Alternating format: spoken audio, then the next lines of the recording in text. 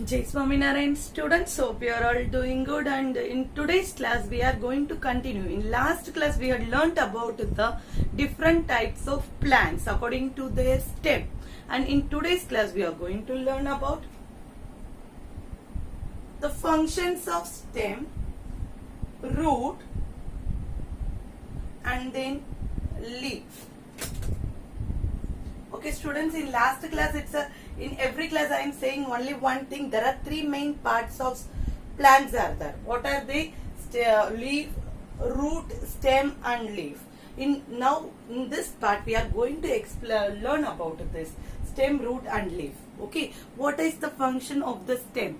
Stem is a cylindrical part. Cylindrical part means one one stick like structure. Okay, so it passes the water and mineral to the other parts of the plant. They help in passing the water and minerals to leaf, different parts of the plants. Okay, so what happens here? What is the functions? First function, they passes the water, and second function is that they hold the plant upright. Because of the stem, the plants are standing straight. In climbers also you can see that important function. The stem is weak, they cannot stand. Understood students?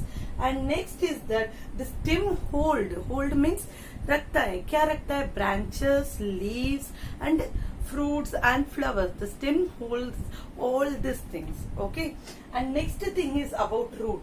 Root means root, we all know that it is below the ground. Understood? Below the ground, and this root is of two types. One is taproot system, another one is fibrous root system. Okay, in taproot system what is happening? There is one main root will be there. From the main root other roots will be growing. This we are calling it as lateral roots. Lateral roots. Understood students? They help in absorbing the water, and this is main root. This we are calling it as lateral roots. And dicot plant, the seeds which can be divided into two equal halves, that type of plant have taproot system. And the root, fibrous root is this way. Fine thread-like structures will start from the base of the stem. This we are calling it as fibrous root system, and they help in absorbing the water, and they are thread-like. For example, grass, rice, wheat, this type of plant have fibrous root system. And next is that leaf. What is leaf? Leaf is the also known as the kitchen of plant that we had learned. Leaf is preparing the food and chlorophyll is present.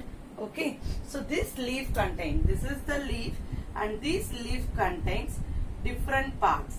This one we are calling it as midrib, and this flat part पूरा green color flat में रहता है, that we are calling it as lamina.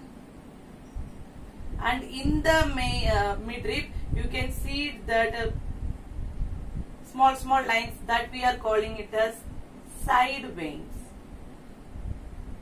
Okay, this according to the pattern, this pattern we are calling it as the arrangement of the veins.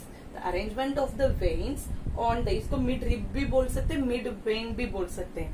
Okay, so the arrangement of the pattern in the leaf, according to that pattern we are calling it as venation. The pattern of veins in the leaf is called as venation, and according to the venation is leaves are divided into two categories. That is parallel venation, another one is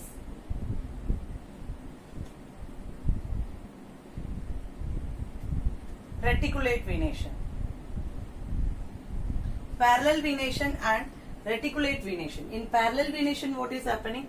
The veins are parallelly arranged. You can see that in leaf of grass this way, the parallelly arranged. This type of venation is called as parallel venation, and this one This type of venation is called as reticulate venation. Understood, students? And next thing is according to the venation. For example, monocot plant have parallel venation and dicot plant have reticulate venation. Understood, students? Hope you understood today's class. What are the things we had learned in today's class? That is stem and their functions. We had learned about the root and the types of root, and then we had learned about the leaf. We had learned about the venation. Understood, students? Hope you understood today's explanation, and if you are having any doubt, you can contact me. Stay blessed, stay healthy. Jai Swaminarayan, Jai Hind, Jai Bharat.